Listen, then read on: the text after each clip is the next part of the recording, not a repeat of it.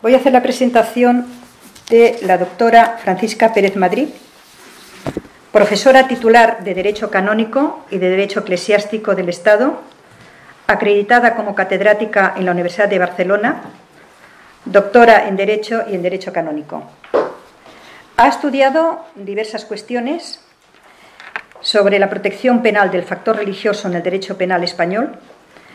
Hay un libro publicado, una monografía sobre este tema, y ha intensificado su investigación en los problemas jurídicos de actualidad, como son las migraciones, protección de datos, incitación al odio, multiculturalidad en el ámbito educativo, objeción de conciencia en materia de símbolos, el homeschooling, el papel de la administración local en la gestión de la diversidad religiosa o el asilo por persecución ideológica, por citar solamente algunos ejemplos. El tema del derecho a morir lo ha tratado no solo como una cuestión religiosa, sino desde el tema de la conciencia. Cuando quiera. Muchísimas gracias, doctora Roqué, por su amable y generosa presentación. Me gustaría muchísimo poder hacer mi intervención en catalán, pero tengo más fluidez en castellano y pienso que saldrán ganando si hablo en castellano. Bueno, pues me siento muy agradecida de que hayan contado conmigo en este panel, sobre todo porque supongo que la mayoría del público pertenece al ámbito biosanitario, médicos, enfermeras, y ya sé que pensarán, ahora vienen los de derecho, que solemos quizá irnos por las ramas. Entonces voy a intentar ser bastante concreta y acudir a casos reales de la jurisprudencia o al argumentario que se suele utilizar en el ámbito jurídico para promover, para impulsar pues aquellas leyes que pretenden legalizar pues ya sea la eutanasia o el suicidio asistido. En general, las realidades dolorosas se intentan expresar a través de un lenguaje indoloro. Por eso encontramos gran variedad de expresiones como la ayuda a morir, el derecho a la propia muerte, la muerte digna, el interés del paciente, el mejor interés, el no obligar al paciente a seguir viviendo. Todo esto se puede encontrar pues, en distintos países con una gran frecuencia. El caso es que vale la pena tener en cuenta que hoy por hoy, en España, nuestro Código Penal, en el artículo 143, establece que la inducción, cooperación al suicidio, así como el homicidio-suicidio y la eutanasia, son delitos. Hay una gradación de penas, empezando pues por la inducción, es la que está menos gravemente penada. Después va la cooperación con actos necesarios para el suicidio de una persona. Después ya hay una pena superior cuando la cooperación llega hasta el punto de provocar la muerte. Y luego, en una de las últimas reformas del Código Penal, hay un supuesto que es cuando se produce la muerte, pero ha habido una petición expresa, seria e inequívoca del paciente o de otra persona. Entonces, claro, en este caso, dice cuando ese sujeto pues sufra una enfermedad grave. Es la pena inferior a todas. Claro, eso es como la puerta de entrada para dejar una vía para futuras reformas que permitan pues esas legislaciones despenalizadoras y al final pues que se convierta en un derecho, que es lo que ha sucedido, por ejemplo, en el caso del aborto. Tampoco nos tenemos que ir muy lejos para recordar que el Consejo de Europa en 1999 lanzaba una llamada a todos los países de este organismo para que respaldaran la prohibición de toda acción encaminada a poner fin intencionadamente a la vida de enfermos terminales. O sea, ya no hablaba de cualquier enfermo, sino incluso de los terminales o personas moribundas. Es más, decía que el derecho de morir no genera el derecho a morir en manos de un tercero. Decía, si se llegara a plantear que hay un derecho a morir, eso no supone que se pueda contar con un tercero. Entonces, bueno, esto es interesante, pues luego creo que hablará el ponente, el profesor Bellver, sobre la proposición de ley orgánica de regulación de la eutanasia, que fue redactada por el Grupo Parlamentario Socialista, pero aunque no me voy a meter exactamente extensamente en esta proposición, pero sí advertir que, claro, como este tipo de leyes es una ley, yo la califico de torticera y autoritaria, porque la palabra torticera quizás es un poco fea, pero me parece que es real lo que oculta, ¿no? Pues porque ya en la exposición de motivos dice que ¿cuáles son las razones para esta proposición de ley? Pues que la sociedad lo demanda, cuando no hay ningún tipo de encuesta del CIS que así lo pruebe, porque en otros países de nuestro entorno está legalizado, cuando efectivamente hay países, pero no es que sean la mayoría, y por transformar la eutanasia en un derecho. Aquí sí que es sincera la proposición de ley, transformar la eutanasia en un derecho. Entonces, efectivamente, luego pues vuelve a ser sincero el texto cuando dice: el bien de la vida puede decaer en favor de los demás bienes y derechos. Es decir, si la vida es un derecho fundamental, pues no es tan fundamental, nos viene a decir la ley, sino que a veces pues habrá otras situaciones donde ganan esas expectativas o esos derechos. Bueno, esto toca con una cuestión muy importante que me parece que hay que tratar aquí también, que es la objeción de conciencia del médico, puesto que, como dice ese viejo refrán castellano, cuando veas las barbas del vecino quemar, pues pon las tuyas a remojar. Entonces, efectivamente, la objeción de conciencia en esta proposición de ley se refiere en los artículos 11, 12 y 13 y 14 de una manera preocupante, puesto que, para empezar, se dice que el personal sanitario debe tener la obligación de respetar los valores vitales de la persona solicitante. Es decir, no hay más mención a qué pasa con los valores vitales del personal sanitario. Y se debe abstener, y aquí es donde todavía se cierra más la espita, ¿no?, debiendo abstenerse de imponer criterios de actuación basados en los suyos propios. ¿Qué pasaría con la sugerencia? ¿Qué pasaría con un médico que anima? ¿Qué pasaría con una enfermera que consuela y que le hace ver el sentido de la vida? Artículo 12. Ejercicio del derecho a la objeción de conciencia. Bueno, pues se dice que hay que hacer un registro de sanitarios, objetores y las personas previamente a poder ejercer supuestamente su objeción de conciencia, pues deberán estar en esa lista negra. Que habrá personas que por no estar en una lista pues acudirán al disimulo, o lo que ya en épocas antiguas, en el caso de las persecuciones cristianas, pues se llamaban los lapsi, ¿no? Pues aquellos que se hacen, pues eso, disimulan, ¿no?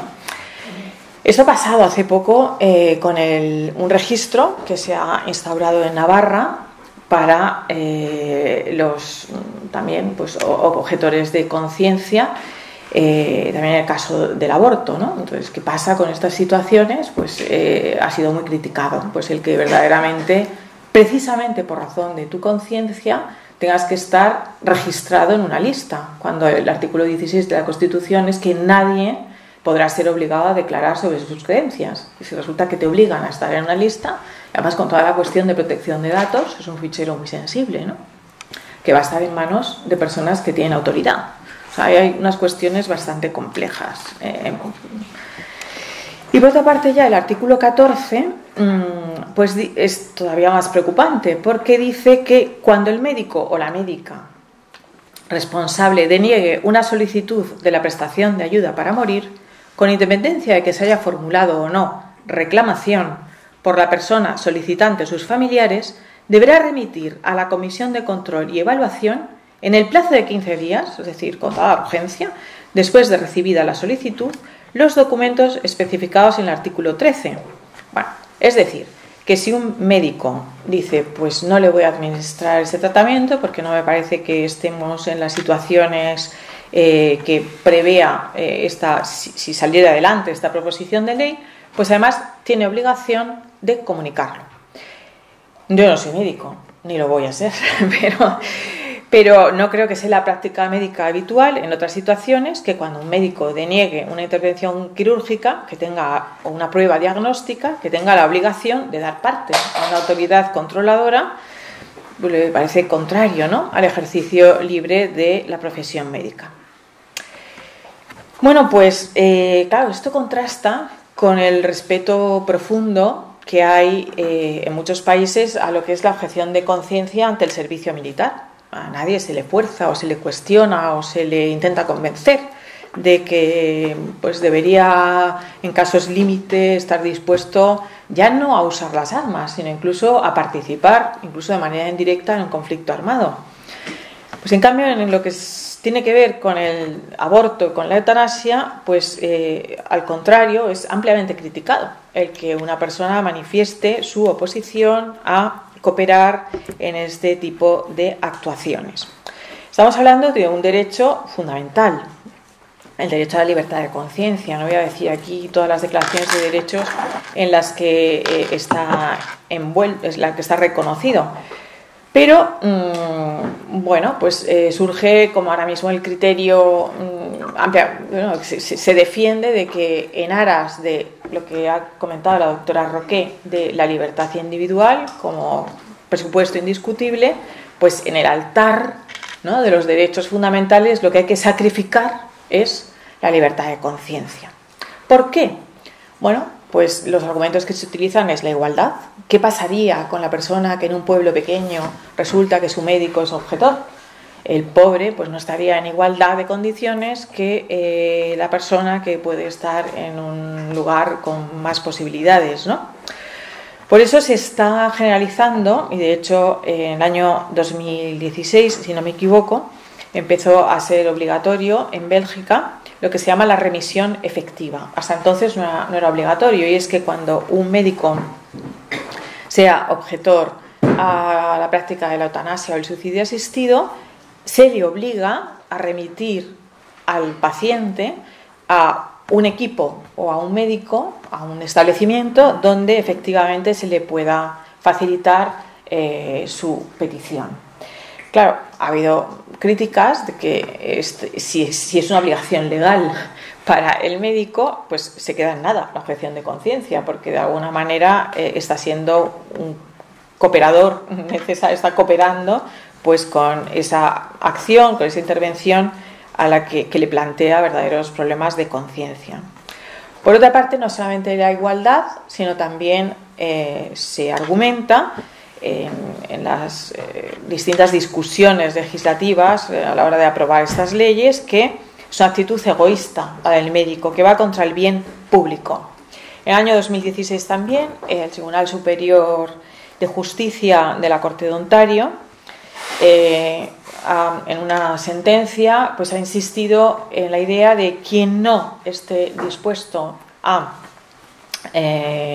proveer, colaborar, ejercer, ejercer no sé la palabra, pero la eutanasia, pues que debería cambiar de profesión. Hay palabras muy fuertes porque dice que no hay un derecho a practicar la medicina, y quien tiene licencia para la profesión es una profesión reglada y por tanto debe sujetarse a los requisitos que miran al interés público. Es decir, se contrapone lo que es la libertad de conciencia y un interés público difuso que está por probar que efectivamente sea un interés público. Hay distintos autores que mantienen esta misma postura, ¿no? Que, bueno, pues si no estás dispuesto, pues tendrías que retirarte de la profesión médica. Se entiende también que es un abuso de la confianza pública aquel médico que plantea objeciones, y también se habla de la falta de cualidad del sistema sanitario si se permite una objeción de conciencia a priori. Bueno, pues todo sería como perder eficiencia, ¿no? Pues en la atención pública de la sanidad.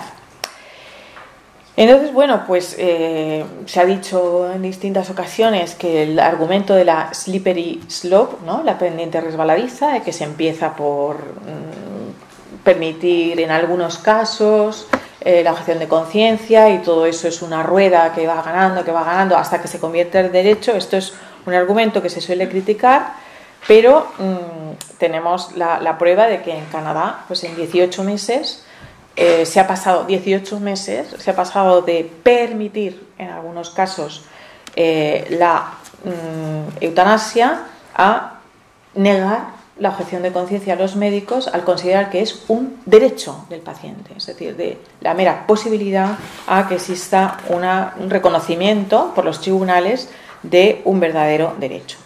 Y aquí hay una trampa también que se suele utilizar por parte de la doctrina, intentando convencer de que se trata de un argumento religioso, es decir, que en el fondo de la objeción de conciencia, que no es así, la conciencia puede tener otro argumentario, no solamente el religioso, pero la negación a poner fin a la vida cuando lo exija el paciente, pues se tiende a defender que estamos ante un caso de argumento religioso, es decir, y si es religioso, ¿por qué el Estado va a tener que proteger una visión religiosa cuando en general los estados democráticos actuales o son neutrales, o son aconfesionales, o son laicos directamente, como en el caso de Francia y Estados Unidos?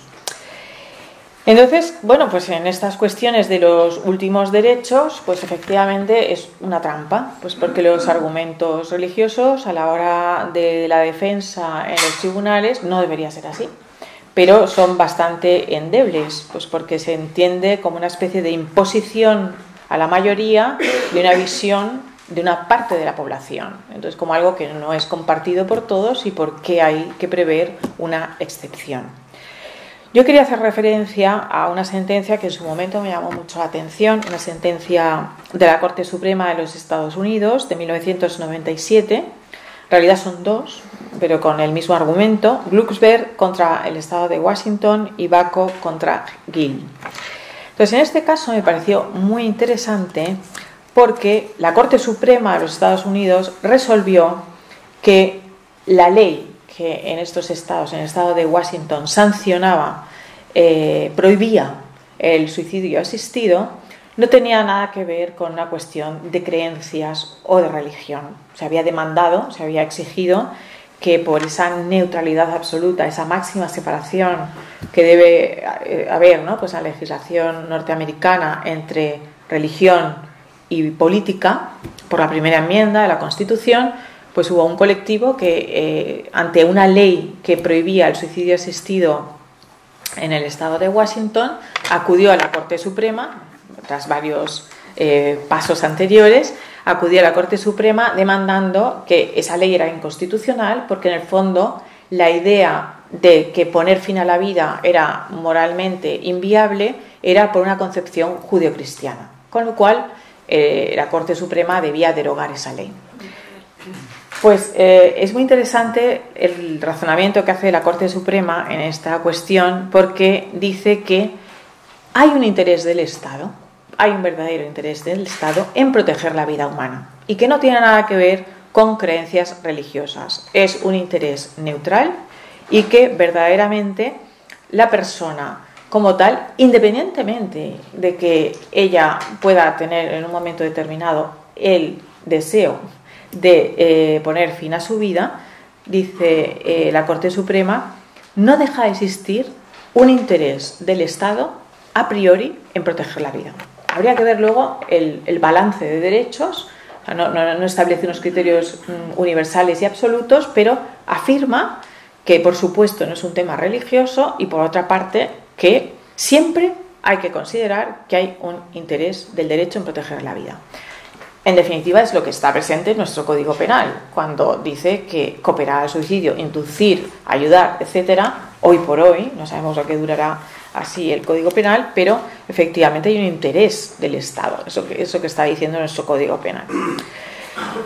Bueno, pues claro, debemos estar atentos porque esta idea de que la objeción de conciencia supone imponer una visión a otros, unas ideas a otros, puede convencer, o sea, es fácil de vender. Entonces, pues efectivamente hay que recordar que el objetor no es que quiera imponer unas ideas, simplemente reclama no estar envuelto, no participar, que no se le obligue a tomar parte en unas acciones que para él, entre la ley del Estado y la ley de su conciencia, él es una única persona, es ciudadano, pero a la vez es un ciudadano creyente. Y si no se le permite estar pasivo o no intervenir, ese ciudadano creyente, por definición, va a estar fuera de la ley siempre. No se le permite ser ciudadano 100%. Será un ciudadano de segundas que tenga que asumir pues, una cierta heroicidad, un cierto martirio, porque la ley no le permite practicar sus creencias o bien su visión ética. No tiene por qué, como he dicho antes, identificarse las creencias como el motivo fundamental. De hecho, pues no sé si recordarán que el presidente Tabaré de Uruguay, que era médico y además ateo, fue una persona que planteó una objeción de conciencia cuando tuvo que firmar una de las leyes que en este caso era el aborto. Planteó una objeción de conciencia del mismo modo que fue el caso del rey Balduino. Y él dijo, yo no voy a firmar esta ley, no sé, que se busque algún sistema jurídico para que no sea necesaria la firma del presidente, pero como médico, no como creyente, que además era ateo, no estoy dispuesto a apoyar esta ley. Bueno, pues efectivamente no